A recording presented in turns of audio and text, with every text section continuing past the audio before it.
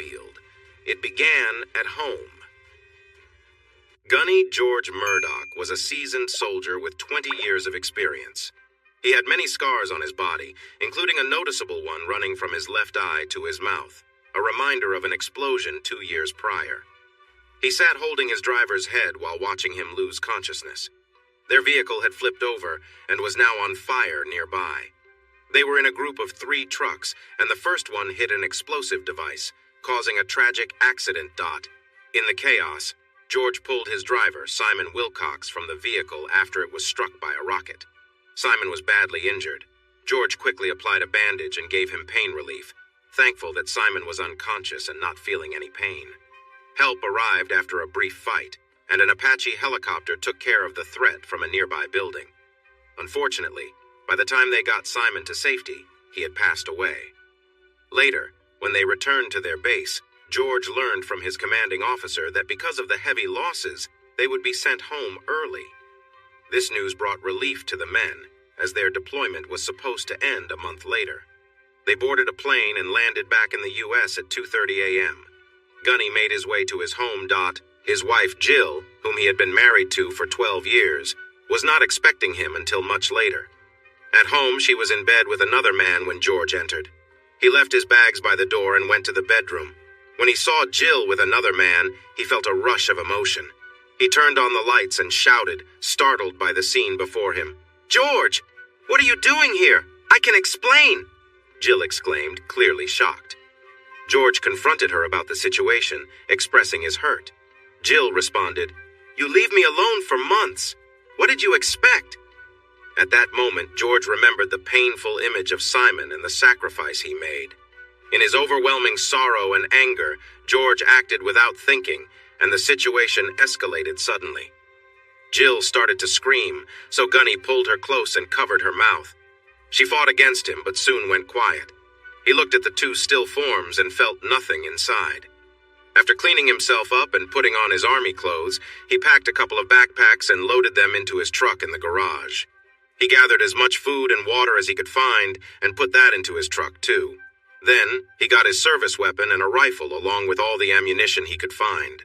Leaving things as they were, he went into a spare bedroom to get some sleep. The next morning, Gunny checked to make sure he had everything and left. At the gate, the security guard waved him through. He didn't have a plan, just a strong feeling that he needed to get away quickly. He thought he had a few hours before anyone discovered what happened. So he drove for 3 hours before stopping. He continued for another half hour to the nearest town, where he changed into civilian clothes but kept his army gear for later. He then went to a used car dealership and traded his truck for an old Ford pickup and some cash. Feeling tired, he drove until he could barely keep his eyes open and parked at a campsite to sleep in the cab. Gunny drove deeper into the forest, looking for a good place to leave the truck hidden from view. He found an old logging path and followed it until he could park far into the woods, covering the truck with branches and leaves. From now on, he would travel on foot. As night fell, he set up a simple camp and settled in for rest. Back at the base, his absence was noticed during the morning meeting, but his commanding officer thought nothing of it since Gunny had been out late. However, when his officer hadn't heard from him by the afternoon, he sent a sergeant to check on him. When the sergeant arrived and found the door open, he entered the house calling for Gunny. It was silent, and after searching the downstairs and upstairs, he discovered the still forms. He felt no sympathy for them, but knew he needed to report what he found. An hour later, a search began. Gunny, used to discomfort, found it easy to sleep on his bed made of ferns. He dreamed about a friend he lost and returned home to a woman who didn't understand what he did. He woke up feeling angry, thinking about how many service members risk their lives for those who are unfaithful. As he lay there, dark thoughts filled his mind, and he decided to make those who betrayed their partners understand the seriousness of their actions. In his mind, he began to think of a plan. Over the next few months, he started to carry it out. He would walk deep into the forest, set up camp, and then head back to town. On the way, he would stop at a campsite to clean up and then go into town to find a bar. He would choose a quiet spot and observe the other people there. It was easy to notice when women were interested in meeting someone, but he would only pay attention to those wearing wedding rings. He would approach them, offer to buy a drink, and chat for a bit. When he felt they trusted him, he would ask about their rings. If he believed they were not faithful, he would invite them back to his place. Once outside, he would lead them to a secluded area, lean in for a kiss, and then do something terrible to them. In his mind, he was helping the husbands by getting rid of someone he thought was untrustworthy. After a few of these acts, he would pack up his camp and move to a new town. In total, he harmed 12 women over 9 months. One night, as he was about to hurt someone else, the woman managed to surprise him by pulling out a weapon and said he was under arrest. 2 officers appeared from either side. In a panic, he grabbed the weapon and started to threaten them. The officers shot at him and he fell down, injured. One of the female officers checked to see if he was alive and called an ambulance. Though he was rushed to the operating table, he did not survive. But what happened next was eerie. A dark presence seemed to rise from his body and linger in the corner of the room, aware of its past self but confused about its surroundings. It remained there for several days, waiting.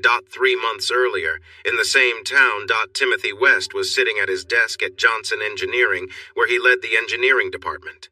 His job was to make sure any problems with their products were handled quickly, whether at the factory or on dash site. He had sent Carl Johnson, the owner's nephew, to fix an issue in Penton, a 6-hour drive away. Carl and his team of 2 mechanics had been working there for 3 days and were on their way back after resolving the problem. The company made compactors ranging from small home versions to large machines that crushed cars. When one broke down, it quickly affected productivity, so fast and reliable service was essential. This specific machine had failed just 2 weeks earlier, and Carl had assured them it was fixed, only for it to break down again 10 days later. When Sam, the owner, called Tim into his office, he informed him that the machine had failed again, and the company insisted that Tim go and sort it out personally. Tim didn't like arguing, so he agreed to go away for a few days. He called Chris to tell her he had to cancel their dinner plans. Chris was upset and said she would go out anyway because she didn't see why it should ruin her fun. After hanging up, Tim felt sad and wondered what happened to the loving wife he once knew. Timothy West was 32 years old. He had done well in school, earning a master's degree in engineering and a bachelor's in computer science. He was average in height at 5'9" and weighed about 150 pounds. He wasn't good at sports, but he was smart, with an IQ of 150. Though he had never been in a fight, he had been hurt a couple of times. Tim stayed fit by going to the gym twice a week and was considered good-looking by many women. His true passion was his wife, Christine, and fixing up old cars that insurance companies thought were too damaged to repair. Christine, his wife of 9 years, was also 32. She had a nursing degree and worked at the local hospital 3 days a week. She was 5'4" and weighed 110 pounds, with a figure that turned heads and a smile that brightened any room. He hadn't seen that smile in a long time. Christine enjoyed looking nice, working out every day, and spending money. Most of it came from Tim, as she kept most of her earnings in her own account. Tim paid for everything: her car, maintenance, fuel, rent on their big house, and all the household bills. He also contributed to a joint account that she used for shared expenses. They got married right after college and started in a small apartment, hoping to save money for a home. Chris wanted to keep their finances separate and often avoided talking about her income, insisting they have one joint account where she never added any money. When they announced their engagement, Christine's parents pulled Tim aside for a serious talk. He thought it would be a warning to treat their daughter well, but it was more than that. They cautioned him that he was marrying a self-centered woman who might take advantage of him. They noted that she could spend money quickly and that her mother thought she was very messy. Despite the warnings, Tim went ahead and married her, quickly realizing that her parents were right. She often spent all the money by the middle of the month and complained about being broke. She left her things everywhere, and Tim found himself constantly putting away her clothes and cleaning up after her. Her car was a mess, with receipts strewn on the floor for Tim to tidy up every week. On the bright side, they had a strong, intimate connection, and they would often share special moments almost every night, with longer times together on the weekends.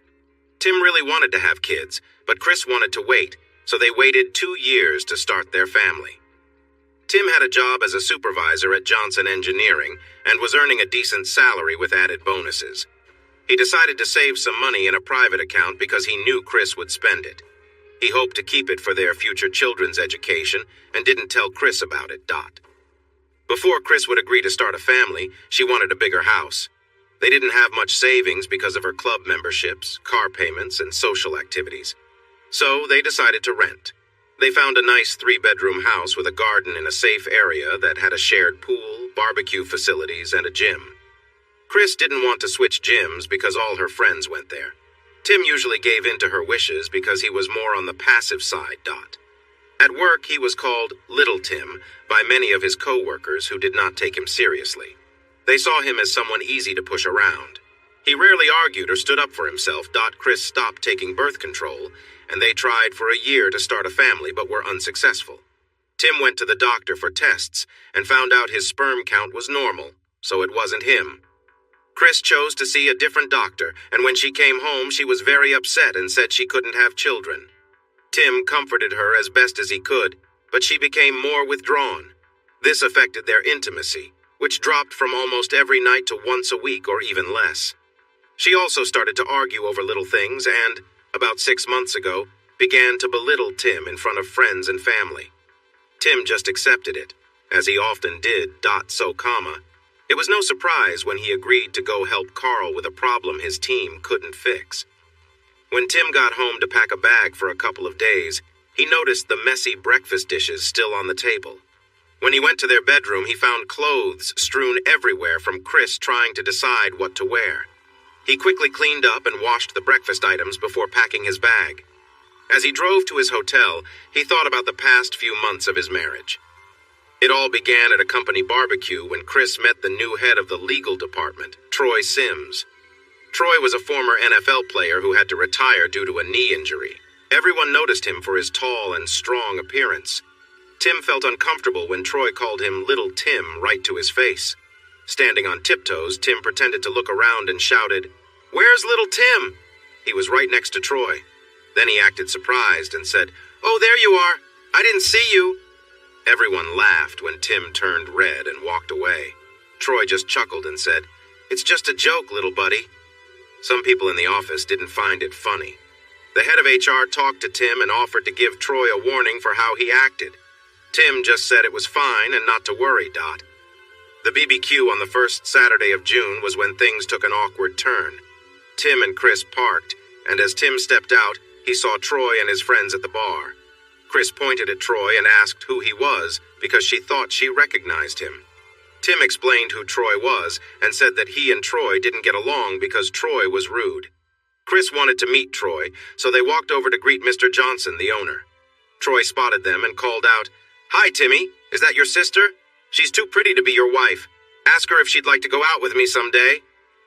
There was a moment of shocked silence, and then Troy added, "Just kidding. No offense, pal." His friends laughed, but what upset Tim the most was that Chris giggled too. He felt his face get hot as he walked over to introduce Chris to his boss. Samuel told Tim not to worry about Troy and that he'd talk to him later. Sam's wife, May, apologized for Troy's behavior and said he was just a typical jock. Tim was uneasy about getting drinks since Troy and his friends were right next to the bar, likely ready to embarrass him. Luckily, Chad Foster, the head of HR, noticed what happened and brought over some drinks. He stayed for a bit, complimenting Tim on his work and what he brought to the company. Tim then asked Chris if she wanted some food, so they headed to the hog roast trailer. The line was long, so it took a bit of time. When Tim looked back for Chris, she was missing. He thought she might have gone to the restroom, but after a while he started to worry. May came over and asked if something was wrong. When Tim shared his worry about Chris, one of the wives at their table mentioned she saw her walk away with Troy and pointed in that direction. Feeling anxious, Tim hurried to find them, followed by May. He walked around some bushes and saw them standing close together, talking quietly. When Chris noticed him, she stumbled over her words. "Hello, honey. Troy was just showing me the view over the lake. Isn't it beautiful?"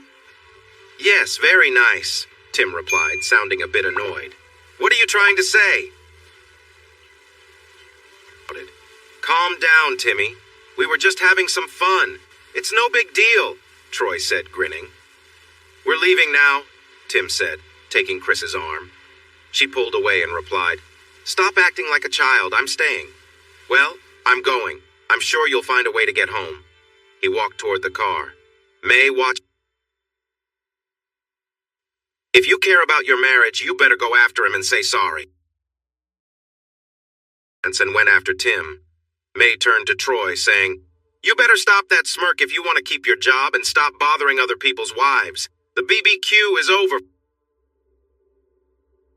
Troy knew better than to argue. His job depended on her. Chris reached Tim at the car, but instead of opening the door for her, he got in on the driver's side. Tim usually opened the door for her, and she could see how upset he was.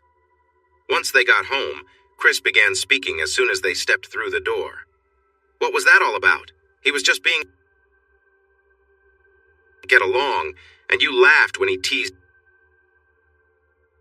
me feel. My own wife laughing at me? Then while I was getting food, he took you behind the bushes. We weren't doing anything wrong. We were just talking. You were talking too quietly and too close, and you know it. It doesn't matter what you think happened. Others saw it too, including my boss. Now, I told you he's not a good guy, but all you could see was a faint. Or we'll have to rethink our relationship." With that, Tim went into his office and closed the door. Chris stood there, shocked. Tim had never spoken to her like this before. Things were tense around the house for the next week. They only spoke when necessary. One evening, Chris sat down with Tim and apologized for her actions. She promised to make it up. Felt new, and they eventually fell asleep in each other's arms. Tim woke up first and went to start breakfast. While cooking, he reflected on the events of the night before. Although things had been good between them, Tim felt there was something important missing that they used to share. He went to work thinking about it. He wanted to surprise Chris by taking her out for lunch.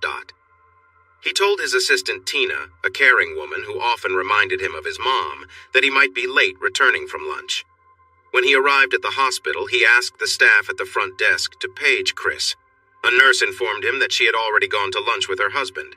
Tim asked what he looked like, already guessing the answer.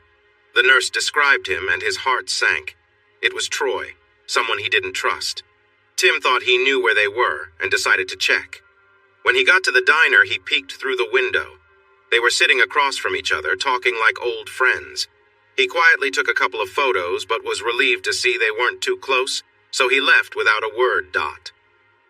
Later that evening, after changing his clothes, he asked Chris about her day. "Oh, just the usual hospital stuff, nothing special." He mentioned he wanted to surprise her for lunch, and she looked uneasy as she replied, "Sorry, I got called away." He nodded, saying, "It's okay. I went out with some friends instead. Let me know next time." The evening continued on as normal, with no affection exchanged. The next day, Tim waited across from the diner to see if Chris would arrive, and sure enough, she was there with Troy again. He followed them back to the hospital and felt disturbed when she kissed Troy on the cheek to say goodbye. He managed to take a few more photos. That evening. After dinner, he asked her about her day, receiving the same usual response. When he inquired about lunch, she looked guilty and repeated her story about eating with friends. He stared at her and said, "That's twice you've been untruthful in 2 days. What else are you hiding?" "I'm not lying to you," she replied. "That's 3 times now. Want to make it 4? "I don't know what you mean, and I don't like being called a liar. I'm going to bed. You can sleep on the couch. Good night." "Sit down," he said firmly, surprising himself as he had never spoken to her like that before. "I saw you with Troy both yesterday and today." "I'm sorry, it was nothing. We just had lunch," she insisted. "So you didn't hold hands and kiss?" "No, of course not." "Then who are these 2 people holding hands while walking back, and who is this kissing Troy outside?" He slid the photos across the table, and her face fell as she looked at them, and she began to cry. "Nothing happened, I promise. It was just a kiss between friends. There was nothing romantic about it." "Now you see why I warned you about Troy. He is trying to create distance between us, and it seems to be working. Why are you even hanging out with him?" "He just stopped by to apologize about the barbecue. He said he was sorry if it caused any problems. He was just being friendly." And the second time? He said he was passing by and thought we could have lunch together, so I said yes. I'm sorry I didn't tell you the truth before. I thought you would misunderstand and get upset like last time. You frightened me. I've never seen you so angry. That's because my wife has never spent time with another man before. Well, I'm not asking you. I'm telling you not to see Troy anymore, or there will be problems. You can't tell me who to be friends with. That's my choice. You don't control me. I will see whoever I want. Then she went to bed and locked the door. The next morning was one of her days off. I usually woke up early to make breakfast and bring it to her on a tray. But this morning I used the guest bathroom for a shower, grabbed fresh clothes from the ironing pile, and left for work. I stopped at Wendy's for breakfast on my way. When I arrived at work, I saw Troy by the coffee machine with some of his friends. As I walked by, he smirked and called out, "How about lunch, Timmy? My usual lunch date is busy today. Want to join?" They all laughed, and one of them even made silly gestures with his hands. I was furious that Chris had put me in this situation, so I called her to tell her what had happened. She just laughed and said they were just joking and not to take it seriously. I sat in my office trying to think and decided that I needed to make an effort to win my wife back from Troy, so I made a reservation at her favorite restaurant for that evening. I called her and told her to be ready by 8. That day also had me driving to fix a machine that should have already been done by Carl Johnson. I found myself wondering who Christine would take to dinner with her, so I called a friend from school days, Harry Price. He was a bit like me, a nerd who studied computers and electronics. Now, he owned a small security company that worked mostly on background checks for the government. He was happy to hear from me. We had kept in touch over the years, so my call wasn't a surprise. When I shared my concerns about Christine, he shifted into work mode. "Okay, I know what she looks like, but can you describe him?" I gave him a good description, and when I mentioned Troy's name, he said he could look for his photo online. I told him I didn't want any information until I got back from my trip, as I didn't want to be distracted. He said he understood and would wait for me to reach out. Things took a turn for the worse when I was about 20 miles out of town on the highway. A truck had a flat tire, swerved, and hit my car, causing me to go off the road and roll down a hill, ending upside down in a ditch. I felt as if I was floating above the operating table. Doctors and nurses surrounded a person lying there, trying to help him. They had already tried a few times to get him back, and this was their last chance. "Clear! Thump! Thump! One more time! Clear! Thump! Thump! No response. I'm calling it. Note the time." As he said this, I noticed another spirit that looked similar to mine. This one was nearly white, while mine was more dark.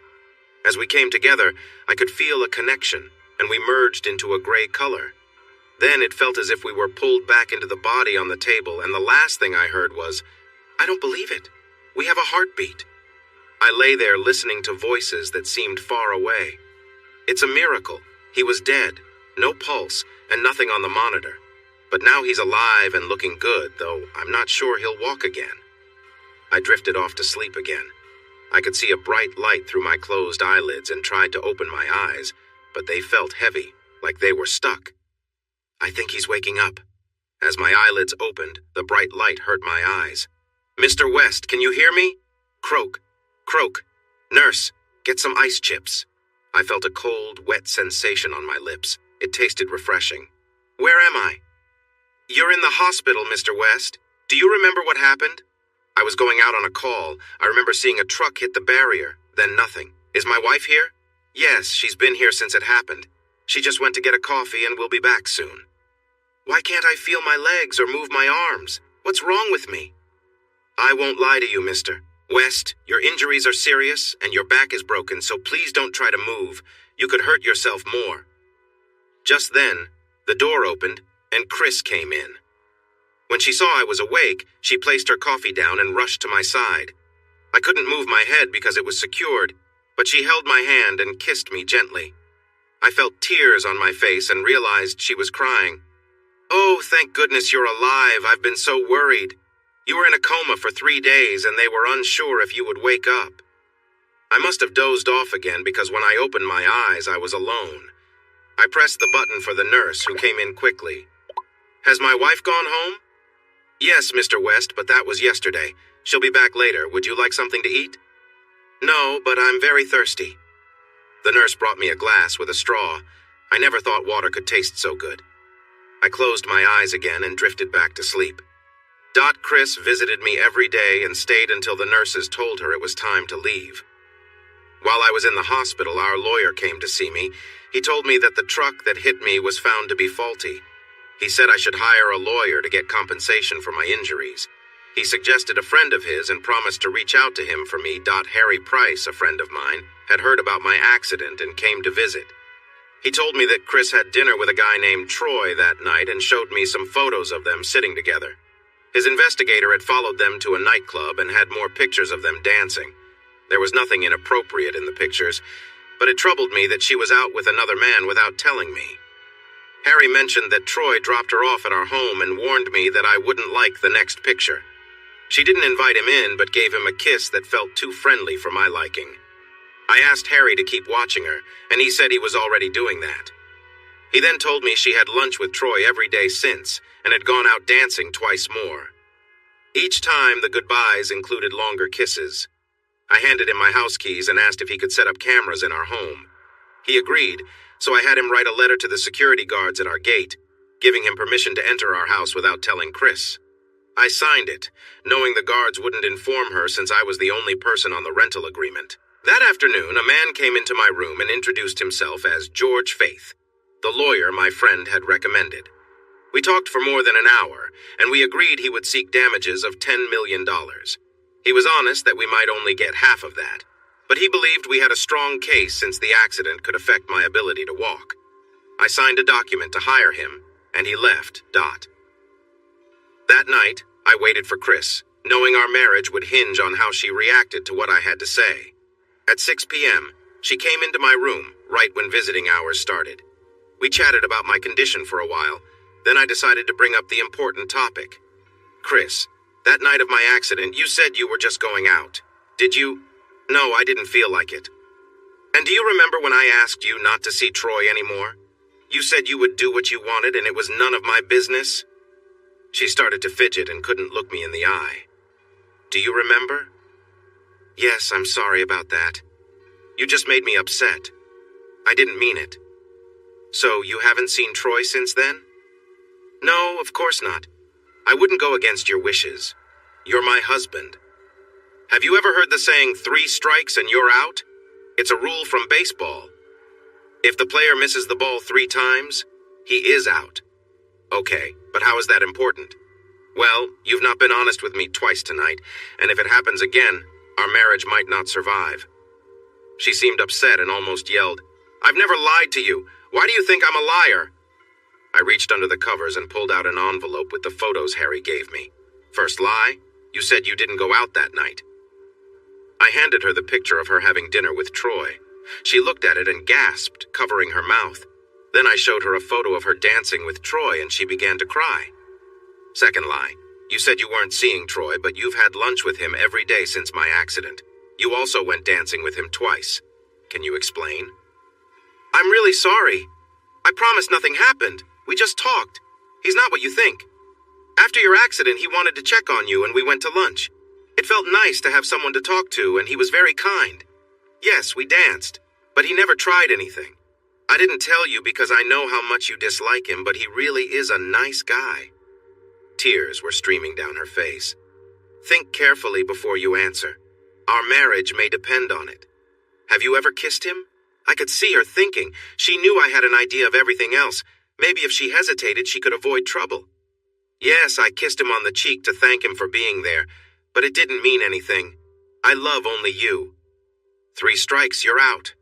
I showed her the pictures of her kissing Troy in 3 different places. Now, tears were flowing down her cheeks and she was starting to sob. Oh God, I'm so sorry. I didn't mean for it to happen. It just felt right and I wasn't thinking clearly. Please forgive me, it won't happen again, I promise. I can't explain how much this hurts our marriage. At the very least, we need to go to counseling to fix this. Luckily, it didn't go further than a kiss. If you had invited him into our home or gone to his place, we would be getting a divorce. If that's what you want, say so now. I don't want a divorce. I love you. And I didn't want a wife who disrespects our marriage, but that's what I have. Tim, I'm sorry. I promise to make things right if you give me the chance. Chris, I don't want a divorce either, but I won't live in a marriage based on lies. This is your last chance. If you see him again, we're done. Do you understand? I promise." Just then, the buzzer rang, signaling the end of visiting hours. Chris came over to me, kissed my cheek, and whispered, "I promise." Then she left. I felt drained, both physically and emotionally, so I went straight to sleep. The next day, Harry came to visit. I could see he wasn't happy. He sat down in the chair and looked at me with concern. "Tim, I'm really sorry, but I have bad news. Troy came to your house and stayed the night." My heart sank, and tears started rolling down my cheeks. Harry moved closer and placed a hand on my shoulder. "Tim, it's not entirely her fault. He slipped something into her drink. The video shows it clearly." "Harry, it doesn't matter. She promised me she wouldn't see him again. She put herself in a bad situation, so it's her fault too. Do you have proof of what she did?" "Yes, but do you want to see it? It might be hard to watch." "Not right now, but can you make me a couple of copies? Today is one of her work days, so she won't be home until 6. I need you to do something for me." I gave him a list of tasks, and he assured me he could finish everything before she got home. My phone had broken in the crash, so I asked Harry to get me a new one and transfer my data. I also asked him to pick up a pay-as-you-go SIM card. I borrowed his phone to call my lawyer and ask for a recommendation for a good divorce attorney. He promised to get back to me. Harry left to complete my requests, and I cried for the loss of my wife and my marriage. Christine. Leaving the hospital, I felt terrible. I hurt my husband and damaged our marriage. I went straight home, determined to fix things. I called Troy, telling him I couldn't see him anymore since Tim found out and threatened to leave me. He insisted on coming over to talk, and I caved. I think I secretly wanted to see him again. When he knocked on the door and I opened it, he stepped inside right away. After I closed the door, he took me into his arms and kissed me deeply. I tried to push him away at first, but then I found myself giving in. I knew it was wrong, but I couldn't stop. We kissed for a long time before he pulled back and said he was starting to fall in love with me. I was shocked and sat down to collect my thoughts. Troy went into the kitchen and returned with 2 glasses of wine. I said I needed a moment, so I went to the bathroom to gather my thoughts. I needed to let Troy down gently. I loved my husband, not him. As we sat sipping wine, Troy explained that he had been in love with me since the first time he saw me at the barbecue. I tried to brush him off, but I could see how much he cared, and my resolve started to waver. I went to take a sip from my glass and realized it was empty, so I filled both glasses. Troy was crying, telling me how much he cared for me. I sat next to him and wrapped my arm around him to comfort him. A little while later, he looked at me and leaned in for a kiss. I knew I probably shouldn't, but I kissed him back. The kiss led to us touching each other, and things heated up. Troy was feeling adventurous, and we got caught up in the moment. I started to notice how excited we both were. Then he leaned back, and I could see he wanted more, so I moved closer. The moment felt intense, and we both experienced a rush of feelings together. Troy stood up, took my hand, and led me to the bedroom. We quickly got comfortable together and fell asleep afterward. When I woke in the morning, memories of the night flooded back, but strangely I felt eager for more. I gently woke Troy, and we shared a tender moment together. As the morning went on, I couldn't stop thinking about the previous night, feeling both nervous and excited. I had to meet with Tim later that evening and wondered how that would go, but I tried to push those thoughts away. When I called Troy for lunch, he had an appointment, but promised to see me tonight. That left me alone for a while. When I got home, I noticed Tim's truck was missing. Looking around, it hit me that many of his things were gone. His favorite chair was missing from the living room, and the office was empty. It was strange and unsettling. The pictures on the wall were all gone except for the ones of us, which were on the floor, broken. I hurried upstairs to our bedroom, where I found the sheets a mess, and realized what had happened. I opened the closets, and Tim's clothes were all missing. It was as if he had never lived there at all. Feeling anxious, I quickly changed and drove to the hospital. When I arrived at Tim's floor, the nurse stopped me. She said Tim didn't want to see me and handed me an envelope. I tried to get past her, but she wouldn't let me in and said she'd call for help if I didn't leave. I had no choice but to step away. I sat in my car and opened the envelope, already knowing what it would say. I received some photos that showed me letting Troy in, along with pictures of us together in both the living room and the bedroom. There was a note that simply said, "You were warned." I started crying because I knew I had created this situation, and now I had to face the consequences. 3 days later, I was at the information desk waiting for some paperwork when a woman in a professional-looking suit approached me. "Are you Mrs. Christine West?" she asked. I replied, "Yes," and she handed me a manila envelope saying, "You have been served." She took a photo on her phone and walked away. My hands were shaking as I tried to open the envelope. I fumbled and dropped it, causing forms and photographs to spill out. My friends noticed and came over to see what was wrong. When they picked up the papers, they saw images of me with Troy.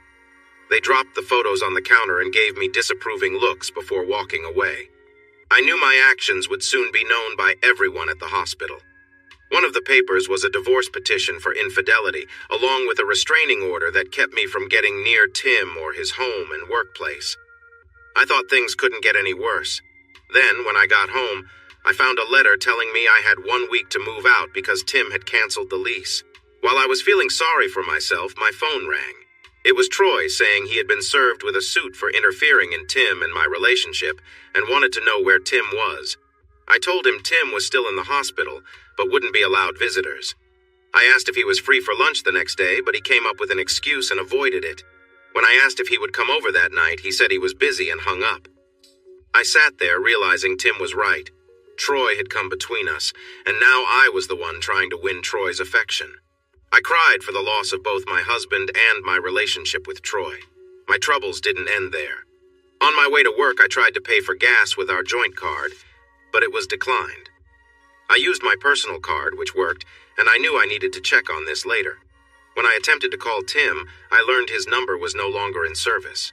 I planned to email him when I got home. The day dragged on, and by the end of my shift, I was relieved.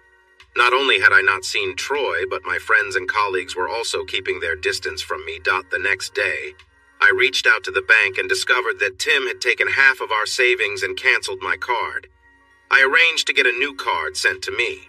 My next call was to the letting agent about the lease. After some back and forth, I was allowed to take over the lease from Tim, but the rent would be higher. I also needed to set up the utilities again since Tim had canceled those too. I realized I would have to be careful with my money moving forward. In the weeks that followed, I saw Troy once or twice each week, but the warmth we once shared was gone, replaced by a partner who was demanding. I wish I could say I was surprised, but honestly, I liked the way he treated me. Unlike Tim, who was gentle and caring, Troy only seemed to care about his own enjoyment. I felt like a toy in his hands, moved around however he wanted. I realized he was very confident, and Tim just couldn't match that. After 3 months, I still hadn't heard from Tim, only his lawyer. I had to hire my own lawyer, and interestingly, Troy helped pay for it. Harry came back to see me and said everything was taken care of and stored away in a facility on the other side of town. He also gave me a new phone with a new SIM. I sent my new number to everyone I trusted, making sure it didn't fall into Chris's hands. Unexpectedly, May, my boss's wife, walked in. "Hi, Tim, how are you?" "Thanks for coming. I'm doing okay, but it could be better." "Tim, I know you've hired a lawyer for your case against the trucking company, and you have our full support. You do realize you can also make a claim against us since you were on company business during your accident. Right now you are receiving full pay and your job is safe. If your lawyer files a claim against us, we will offer a good settlement. We need to go through this process for our insurance, but it won't affect your job." "I really appreciate your help, and I'll mention this to my lawyer," I said. Just then, my lawyer walked in with a short woman in her 50s, whom he introduced as Carol Cobb. May's eyes widened in curiosity. "I'm sorry for the lack of introductions. Mrs. Johnson, this is my lawyer for the case, George Faith, and I hope to have my divorce lawyer, Carol Cobb, as well." May looked at me, raising her eyebrows in question. "I'm sorry, May. I wanted to tell you that I'm going to divorce my wife for being unfaithful." She just looked at me and said, "Who?" "Troy Sims, of course." May nodded and sat down, showing she wasn't leaving. George caught my eye and continued speaking. He went to the hall to bring in 2 more chairs for Carol and himself. George updated me on how my claim was progressing. Once he finished, he excused himself and left. Carol asked if I had any proof of Chris's unfaithfulness. I told her I had some photos and a video, but I was still waiting for the video. She asked to see the photos, and I handed them to her. As she looked through them, May stood behind her and gasped softly. Then both Carol and I were surprised when May shouted, "That untrustworthy person is trying to take advantage of a man's wife while he's in the hospital, and she's not doing any better either. I'm going to fire him first thing tomorrow, and then I'll make sure she loses her job too. I support the hospital where she works, so it's time for some payback." "Wow, she was really angry," Carol said. "Can you wait a bit before doing anything? If she loses her job, Tim might have to pay a lot more money. But if she works and can take care of herself, he might not have to pay anything at all. And if he decides to take action against Mr. Sims for stealing his affection and she's not working, it will get thrown out. It may lead to nothing serious, but it could embarrass him. Once the divorce is final, you can fire him and her too." May agreed to hold off for now. She said she had to leave and kissed me goodnight before going. Carol asked me some questions and if I could show her proof of Chris's income and our finances. She also gave me advice on how to protect my money. I asked if I could get a restraining order against her, and she agreed. Then she asked when I wanted to send her the divorce papers. I said as soon as I could, but at her job. I explained what I had done and planned to do, and she said it was all fine since only my name was on the rental agreement. The next day, I called the renting agent to end my lease right away. I also asked if there were any ground floor apartments available nearby. He told me he had one in a secure area, just 2 miles from where I lived now. He wanted to know why I was leaving, so I shared a short version of my story, and he agreed to give Chris an eviction notice the next day. I paid the deposit and the first month's rent. Next, I needed to handle my finances. I called the bank to pay off my credit cards and closed the joint account, but they said I had to do that in person. So, I just paid off the cards and canceled them. Then I opened a new account just for myself. I called Carol to tell her about the joint account situation, and she advised me to empty it except for $1, which I did. Later that day, the doctor came to see me, and after some scans and x-rays, he said the swelling had decreased and he was ready to operate. The surgery was scheduled for the following Monday. When Tim woke up on Tuesday, he was surprised to see May sitting in a chair with a magazine. He tried to talk, but his voice was very weak. May heard him and called a nurse, who brought him some ice chips to suck on. After he had some, he asked May why she was there, and she said that since he had no one else, she thought she would be there for him. When he tried to laugh, his back hurt so much that he nearly fainted. He thought he could feel something in his feet, but he couldn't move them yet. He looked down and saw that his body was covered in a cast from his neck to his hips. He was on a special bed that tilted, allowing him to eat regular food instead of the baby food he had been getting. He was grateful to May for being by his side and felt emotional when he realized he had no one else. Slowly, he fell back to sleep and dreamt of being in a desert, feeling confused and overwhelmed. He woke up sweating, unsure of where he was. The nurse entered the room when she noticed his heart rate had gone up. She asked if he was all right. "Yeah, just a bad dream," he replied. "Now that you're awake, the doctor will want to see you. I'll call him." She left the room, and soon the doctor came in. "Mr. West, the operation went better than we thought. Your spine had already aligned, and there was only a little swelling. To be honest, I've never seen anything like it. I just fitted a plate to help your back heal. If you keep improving like this, you should fully recover. I suggest you go to one of our rehabilitation centers. How does that sound?" "Sounds good to me. When can I leave?" "You could go tomorrow if you want. I'll arrange an ambulance for you." The next day, he was taken to a small clinic 50 miles away to learn to walk again. When they took off the cast, he started doing many exercises to help his back. The doctor, who had done his surgery, came to check on him. "Mr. West, you're quite the surprise. When you were brought in, you weighed 125 pounds. After being less active, you should have lost weight, but now you weigh 155 pounds with strong muscles. That's unusual. There's also something else. It looks like you are developing a scar from your left eye to your mouth. Have you been hurt there before?" "No. Could it be from the crash?" "There's no record of an injury there, so probably not. We'll keep watching it. The good news is that you are healing faster than we expected, so I plan to remove your stabilizing plate tomorrow. You could be out of here in the next 2 weeks." During this time, Harry kept him updated on Chris. After he had her removed from the hospital, she went home and cried a lot. She received a notice to leave the house but managed to keep the lease in her name, so she was still living at their old place. Harry also told him that Troy was often visiting and sometimes stayed the night, enabling him to gather plenty of evidence for the upcoming divorce. But he did say that all the video recordings from when she took over the lease wouldn't be allowed in court. He also mentioned that she had stayed at his place a few nights. I asked him if he could watch Troy's place, and he said he could, but it would be against the law, and we could get in trouble if caught. I told him I only wanted the information for myself, and wouldn't share it with anyone else. He agreed to see if he could set up some recording devices and promised to let me know. I thanked him for helping me move my things into my new apartment, and he joked that I owed him a beer dot. After I got better, I was finally taken out of the clinic and picked up by Harry, who brought me to my new apartment that I had never seen before. We parked next to my truck in the secure underground garage and went up to my new home.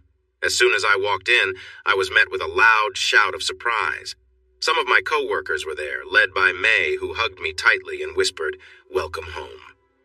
There were also a few people I didn't know, but I later found out they were part of a welcome committee from my apartment building.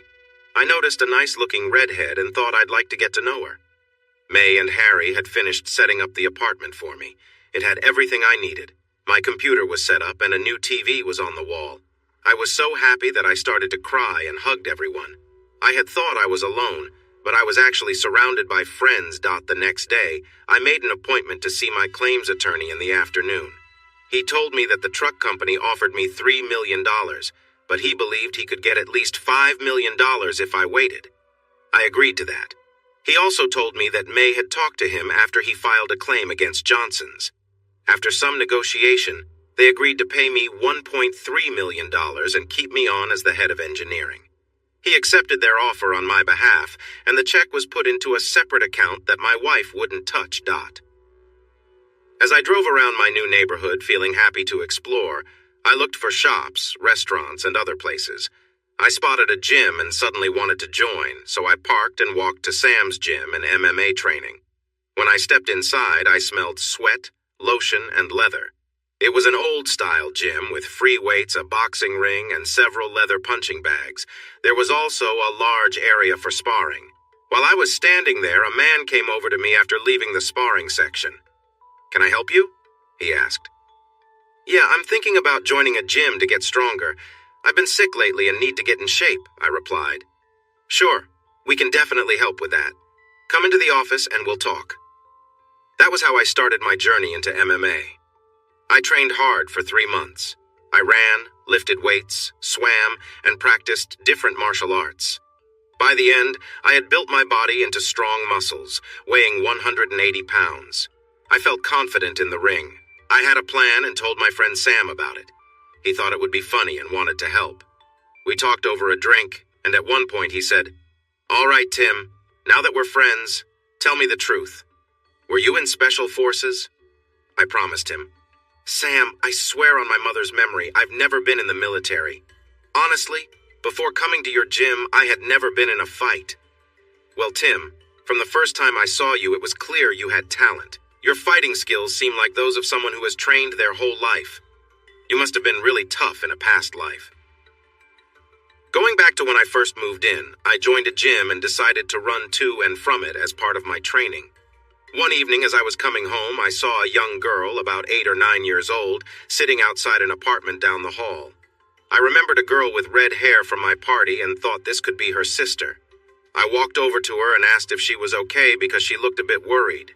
She said she had come home from school, but her mother wasn't there as she usually was. I didn't know what to do, but I couldn't just leave her alone.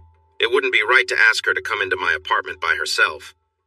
I didn't know many people in the building except the security guard. I knocked on a few doors, but no one answered. I asked her if she had a phone to call her mother, and she said she had tried to call and left a message. I suggested she come with me to talk to the security guard downstairs, and she agreed. When I explained the situation to the guard, he said they had a plan for this and called the police. When they arrived, we all went to my apartment to talk. That's when I learned her name was Amanda, and her mother's name was Lindy.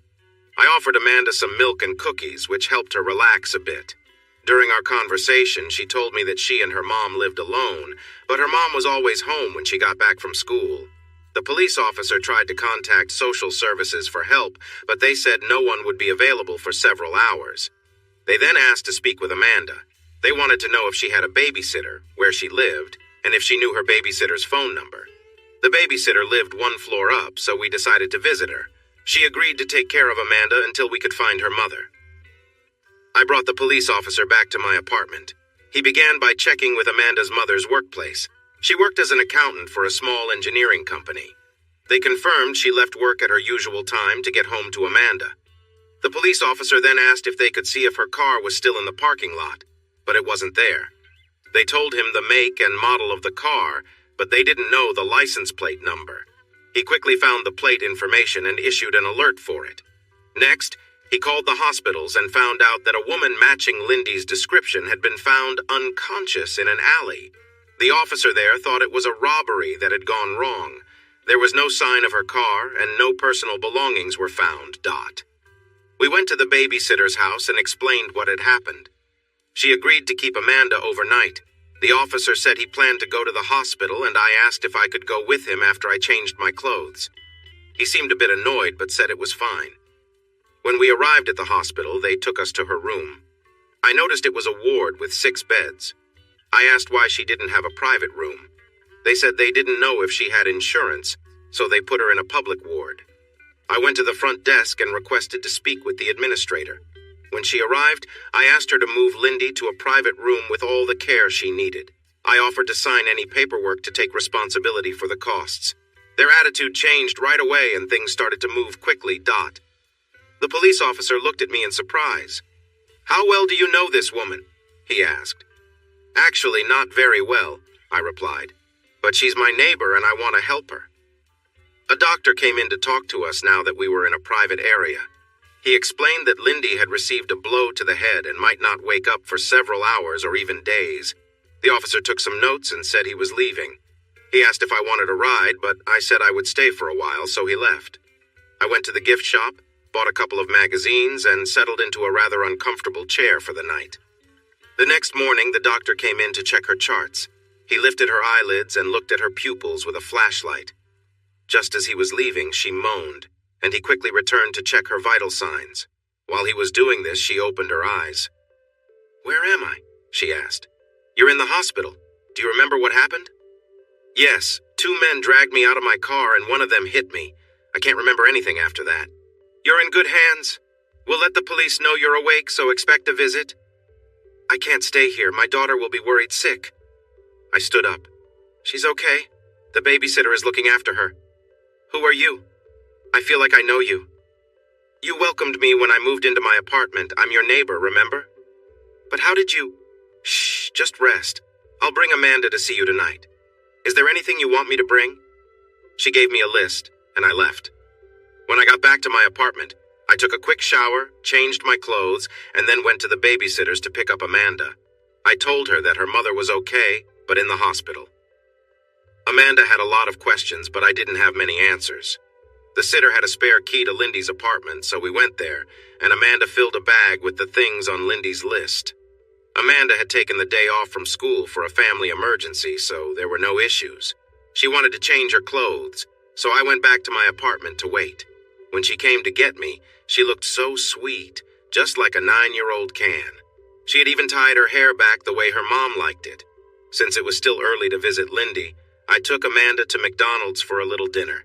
She seemed really happy about that. Afterward, we took our milkshakes to the park, fed the ducks, and chatted. I learned that Lindy was divorced and that her ex-husband had left the country. No one knew where he was, and he hadn't reached out to either Lindy or Amanda. He also hadn't paid any support for their family. I was surprised by how much I could learn from a 9-year-old while we enjoyed our milkshakes. When we arrived at the hospital, Lindy was sitting up and reading one of the magazines I had brought. Her face lit up when she saw Amanda, and they hugged for a full minute. Lindy told Amanda that she had an accident but was recovering well. They kept Lindy in the hospital for a week while she healed. I picked her up on Friday morning and took her home, but she still needed to rest for at least 2 more weeks. She didn't want to go to bed, so I insisted she relax on the couch. I went to the kitchen to make some coffee, and when I came back, she was gently snoring. Amanda was due back home in about 2 hours, so I started preparing a meal for them. When Amanda came running in, she shouted, "I'm home!" She quickly noticed her mom was asleep. Lindy didn't wake up, so Amanda came over to me and gave me a hug. There's something special about a child's hug that made me feel emotional. She looked up at me and said, "Thank you for taking care of us. I really like you, and I think my mommy does too." I finished making dinner, which was macaroni and cheese, salad, and ice cream for dessert. Amanda woke Lindy with a soft kiss and said, "Dinner is ready." Lindy smiled at me and said, "Thank you. You didn't have to do all this, but I really appreciate it." I served dinner on 2 plates and started to leave, but they insisted I join them. After dinner, I helped Amanda with her homework, and after watching her favorite movie, it was time for her to go to bed. Lindy started to get up, but Amanda said she wanted me to put her to bed and read her a story. I looked at Lindy and she nodded in agreement. I told Amanda to get into her pajamas and let me know when she was ready. I went to her room and opened the door carefully. She handed me her favorite book. I turned to the marked page and began reading. About 10 minutes later, her eyes closed, and she fell asleep. I marked the page and placed the book on a shelf. Before I left, I did something I never thought I would do. I leaned over and gently kissed her forehead. As I turned to go, she mumbled something in her sleep. "Love you, Tim." I froze, not sure what to think. I was certain she was asleep, so she probably didn't even realize what she had said. When I sat down across from Lindy, she asked me what was wrong. I told her what happened, and she just laughed, saying Amanda had already told her how she felt. I didn't know what to say and sat there, still trying to process everything. It was getting late, so I cleaned up the dinner dishes and was about to leave. When I opened the door, Lindy was standing there beside me. She leaned in and gave me a soft kiss on the lips. "That's to say thank you for everything you've done. We really appreciate it." I returned to my apartment and closed the door behind me, still feeling her kiss on my lips. Over the next few weeks, we grew closer. We had dinner together often, sometimes at their place, and sometimes I took them out. Whenever we were at their apartment, I would read Amanda a bedtime story until she fell asleep. Afterward, Lindy and I would sit and talk until it was time for me to go. One night, during one of our chats, I told her about the tough times I'd been through, and by the end, I had tears in my eyes. I also admitted that I knew part of her story, as Amanda had told me while we were feeding ducks. Lindy found that hilarious and agreed with me that you should never underestimate a child. We kind of started dating, but Amanda was always with us. We even went to Disneyland, Florida for a long weekend, staying in separate rooms, of course. Amanda was starting to feel like the daughter I never had, and Lindy and I grew very close. Still, I was afraid to take things further and risk ruining everything. One morning, there was a knock on my door. Lindy and Amanda were there, and Lindy asked me to come over for dinner that night. She mentioned that she needed to discuss something with me, which made me feel uneasy. I looked at Amanda, who just giggled. That evening, I knocked on Lindy's door. She called for me to come in. She was wearing a house coat and gestured for me to sit down across from her. Then came the words I had been dreading. "We need to talk." My stomach dropped, and I thought about leaving, but as I stood, she asked where I thought I was going. I admitted that I thought she wanted to end our friendship. "No," she said. "I want to know why you haven't even tried to kiss me. I know you're not avoiding me, so what's going on?" I blurted out. "No, it's not that at all. You're everything I could ever want. I just didn't want to make you uncomfortable or push you away." She smiled and said, "I'm glad to hear that." Tim felt his heart race as he stood in the room with Lindy. She smiled softly and took his hand, leading him to the bedroom. The room was quiet, and the air felt heavy with anticipation, but it wasn't rushed. They shared a few tender moments, and as they grew closer, the connection between them deepened. They kissed, their embrace filled with warmth and care. Tim lay beside Lindy, gently holding her as they talked, sharing their thoughts and feelings. They exchanged kisses and soft touches, each one more tender than the last. The night passed with a sense of closeness and understanding, their bond growing stronger. As they drifted into sleep, Tim wrapped his arms around her, holding her close. The next morning, the smell of breakfast filled the air. Tim woke up, feeling content and at peace. He got up, showered, and walked into the kitchen in his boxers. Lindy was cooking, wearing her house robe. They exchanged a shy glance, and she blushed slightly. Tim walked over and gently hugged her. "Do you regret anything from last night?" he asked softly. Lindy smiled, shaking her head. "No, not at all. Do you?" "Never," he replied. "It was one of the best nights of my life, and you're an amazing woman." They shared breakfast together, enjoying the calm of the morning. Afterward, they headed out to pick up Amanda, ready to continue their day, stronger and more connected than ever before. It was a Saturday, so there was no school or work. We took Amanda to the cinema to see the newest Frozen movie. Afterward, we went to McDonald's for lunch. While we were enjoying our milkshakes, Amanda asked me in her little girl voice, "Are you going to be my new daddy now?" Lindy and I almost choked on our drinks, but I answered, "Would you like me to be?" "Yes, more than anything. Can he, Mom, please?" I said, "Amanda, you're putting Tim in a tough spot. We haven't even talked about it yet." "I'm sorry, Tim. You must feel awkward." "Actually, I'm thankful to Amanda. I was too shy to ask you myself." "So, in answer to your question, Amanda, I would really like to be your new daddy if your mommy agrees." We both looked at Lindy, who seemed emotional but nodded and squeezed my hand. "Yes, yes, and yes," she replied. "Amanda, this is your fault, so you'll have to come with us ring shopping." Amanda jumped up and accidentally knocked over my drink. "I promise to be the best daughter ever," she declared. We spent the afternoon ring shopping. We found a small jewelry store that had a variety of engagement rings. I noticed Lindy gazing thoughtfully at some antique rings.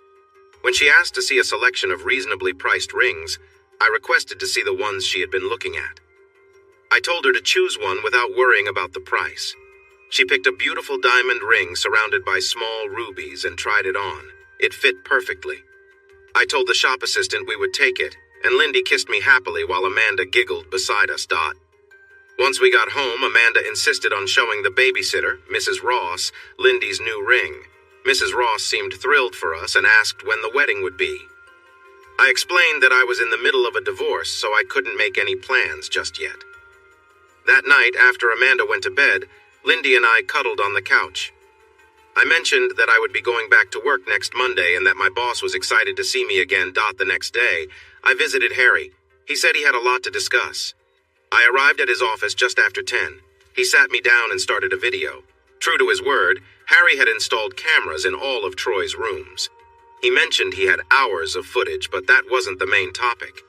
As the video started, I noticed Chris wasn't in it. Instead, it showed Troy in his basement, which he had turned into a nice hangout space with a bar and some friends. I recognized one of them as Carl Johnson. They were chatting about Chris. Carl said, "That girl you have is something special. When do we get to hang out with her?" Troy replied, "Soon. I've been helping her relax a little each time we meet so that she'll want me around." I can't believe how foolish she is. Tim told her not to see me anymore, but what does she do? She calls me and asks me to come over. So I went to meet her. I pretended to be sincere and poured her a drink. By the time we finished, she seemed very interested in me. We've been seeing each other regularly since then. She just can't get enough and keeps asking me to come over. Man 1. So what's the plan? Troy. The usual. I want her to move in with me after the divorce. Once she gets her settlement, it should be worth a good amount, and then I can take advantage of her. She mentioned having a life insurance policy. If something happened to her partner, she would get a payout. We could set up a situation like before, and then I could benefit. Harry paused the video. "Tim, I know this is about your divorce, but we need to involve the law, even if this video can't be used as evidence." I contemplated for a moment. What if I could get Troy to confess to his plans on tape? Would that help? Yes, that would work, but how will you get Troy to admit to his wrongdoings? I have a plan. I'll use his arrogance against him, and in return, I will get my revenge. Just leave it to me. I then gave him a list of tasks. My next call was to Sam to arrange a meeting for a personal dispute next Friday. I told him that I would send more details later. Then, I called May to let her know I could return to work on Monday. She agreed and asked if I wanted Troy and Carl fired before then. I told her to hold off because I had a plan for them. I explained what I had learned about their intentions, and she was shocked and upset, asking what I intended to do about it. I assured her I would clarify everything on Monday. I arrived at work early on Monday to set things up. I placed a recording device under my desk and a small camera on the bookcase. I got to work on my tasks as the office started to fill up. My assistant, Tina, was starting her computer when she saw me. "Oh, Mr. West, it's great to see you. Are you back for good?" "You look great, and yes, I'm back for good." At that moment, I saw Troy heading to the coffee machine, followed by Carl and some of their friends. I decided to approach Troy, who looked at me with a smirk. "Hello, Timmy boy. How's your wife?" he said, earning chuckles from his friends. "I wouldn't know. She's with someone who takes advantage of people while they are down." Rewrite the provided text using simpler, more common words and terms, aiming for clear and straightforward language while maintaining a narrative storytelling tone. Remove sexually gratifying content.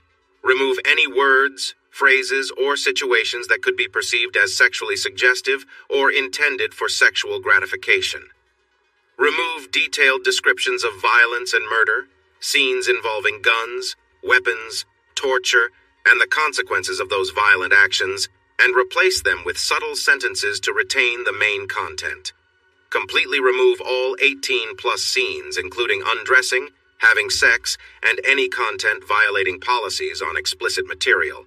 If the passage contains scenes of violence, abuse, or torture, tying hands and feet, removing underwear, describing bathing, descriptions of removing pants, taking off shirts, sexual descriptions, obscene positions, defamatory words, dirty words, insulting human dignity or sickness, completely remove them by euphemizing and shortening them as much as possible.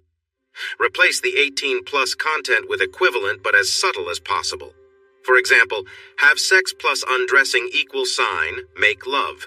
Replace them with similar situations expressed in a more neutral manner to avoid violating community guidelines on sexual content. This entails breaking down complex vocabulary and concepts into more accessible language suitable for someone with an intermediate level of English fluency.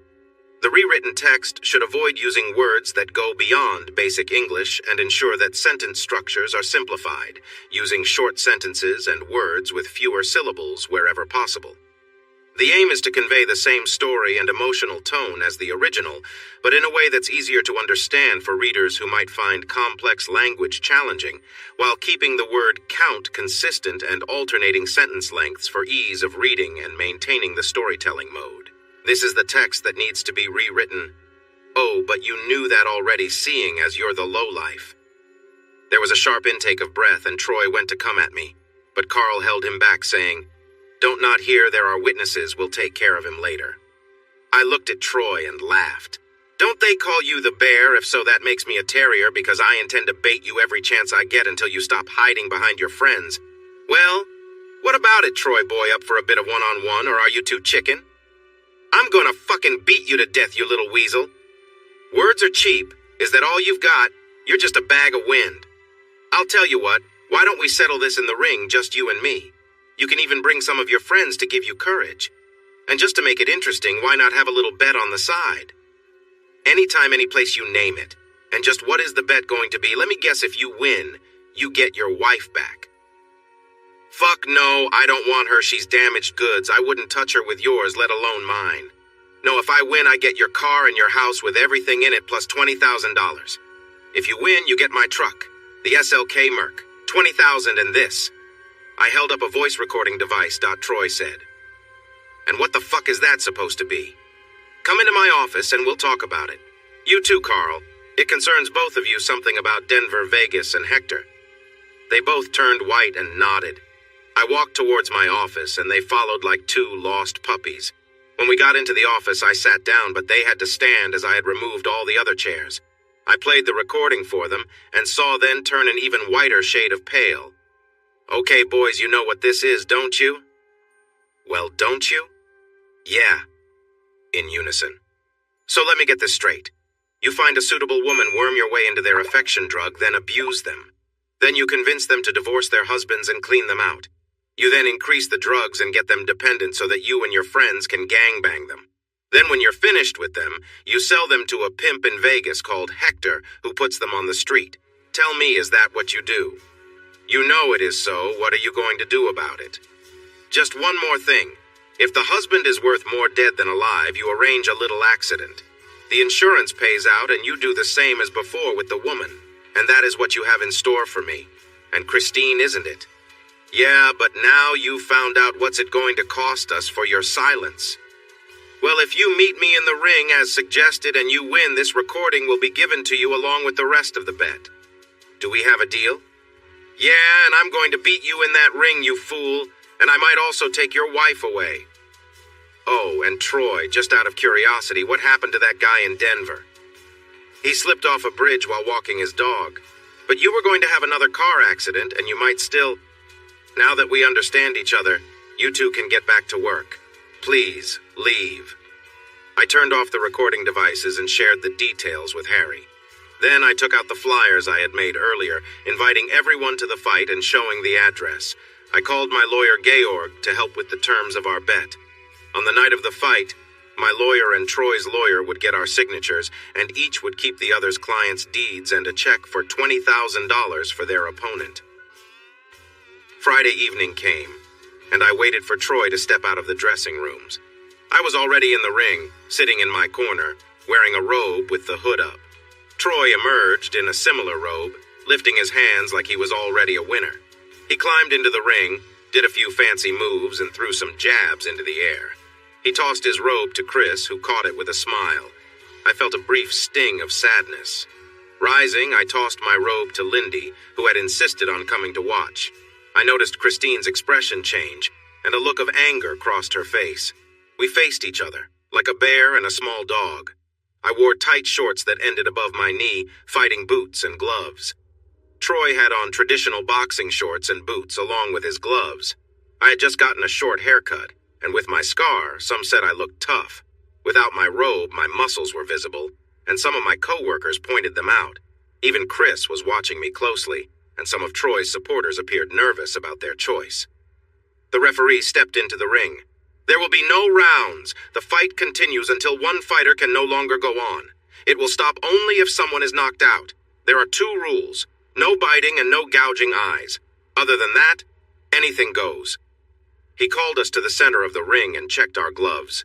Return to your corners and come out fighting when the bell rings. Ding, ding! We moved towards each other, circling around. Troy made a quick jab, which I dodged easily. I smiled and asked, "Is that all you've got?" That really made him mad. He swung wide at me, and if it had hit, it would have been over for me. I was ready and ducked as he came at me. Then I stood up and pushed his elbow, making him lose his balance. I kicked his legs out from under him, and he fell hard on his side. I walked to the other side of the ring and, using my best cartoon voice, joked, "Did the big bad bear fall down? That's too bad." The crowd was either quiet or whispering to each other. Troy got up, looking very angry, which was just what I wanted. He stopped pretending to box and shouted, "I'm going to get you!" He then charged at me like he wanted to grab me. I stood still with my arms up so he couldn't catch me easily. He wrapped his arms around me and lifted me off the ground, yelling, "Now you're done!" I quickly clapped my hands over his ears with all my strength. He let me go and stepped back, holding his head. I stepped in and hit his ribs a few times, then hit him in the chest. He dropped to his knees, still holding his head. I grabbed his wrist and twisted his arm behind his back. He cried out in pain. I pushed him down and put my foot on his back. I held onto his wrist and asked, "Do you give up?" When he didn't answer, I made it worse for him, and he finally said, "You win, no more." I asked one last thing. "Who's the strongest now?" He replied, "You are, please." I let him go, and when I looked over at Chris, she was sitting in her chair crying. My side of the ring was cheering, and Lindy smiled at me, giving me a thumbs up. I climbed out of the ring and walked over to 2 men in dark suits. "He's all yours, gentlemen." They both laughed, and one said, "Yeah, we'll take him to the hospital." Troy couldn't move and had to be carried to the ambulance. Carl tried to leave but was stopped by a couple of police officers who handcuffed him and took him away. Next comma.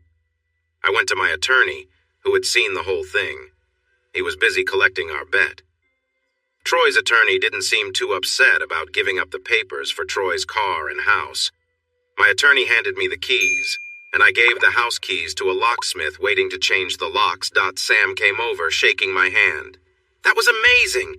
You took down Goliath in front of everyone. People will remember this for a long time. I might even sell the video." Then Lindy came over to congratulate me with a hug. May approached next, and I introduced her to Lindy, saying, "This is my future wife." May invited us to dinner soon and then left. As people began to drift away, many came over to pat me on the back. Even some of Troy's crowd apologized for how he treated me. The next day, I received a text from Chris asking if I could meet her at our old house. I replied that I would go, but I would bring Lindy with me. We arrived at the agreed time and went inside. Here's how the conversation went. Chris was sitting at the dining room table and looked very upset. "I asked you to come here to say I'm sorry and to explain my actions." "You don't need to explain. You made a mistake and now you have to face the consequences." "It's not just that. When you gave me the divorce papers, I showed them to Troy. He said he wanted to marry me after the divorce, but now he has been arrested. I have nowhere to stay. I can't keep this house anymore. I only held on to it to remind me of you, but you've moved on. Before you continue, you need to hear this. I recorded something shortly after you received the papers." I played her the recording of Troy and his friends talking about her situation. When it ended, Chris suddenly ran to the kitchen and grabbed a knife. Before we could stop her, she harmed herself. I quickly took the knife away and wrapped her wrist in a towel to stop the bleeding. Lindy called 911, and we held a very upset Chris until the ambulance came. I went with her, with Lindy following behind. When we got there, I asked for her to have a private room and gave the nurse my insurance information. After surgery, Chris was still unconscious, and the doctor asked if I was her husband. I explained we were getting a divorce, and he said they wanted to keep her for observation. I called Chris's mother to tell her what happened. She said she would come as soon as she could. I stayed with Chris until her mother arrived and told her everything. She said Chris was making poor choices, but did not deserve to suffer like this. I agreed and said I would help with all her medical bills. She thanked me, and I left. A couple of weeks later, while I was back at work, Chris's mom called to say Chris had tried to take too many sleeping pills. She had been hiding them at the hospital but was caught by a nurse. She was moved to a psychiatric hospital near her mother where she would receive therapy. I thanked her for letting me know and ended the call. Epilogue. Troy was found guilty of serious crimes and received 3 life sentences to serve consecutively. He would spend his life in prison. Carl received the same sentence. Their 3 friends were each sentenced to 25 years to life for their involvement in the crimes. Hector was sentenced to 20 years for human trafficking and organized crime. Chris attempted to harm herself again and was taken to a mental health clinic where she had a breakdown and ended up in a facility for mental health treatment. Lindy and I moved to a new 4-bedroom house and are excited to welcome our second child in 5 months. Life is finally looking good.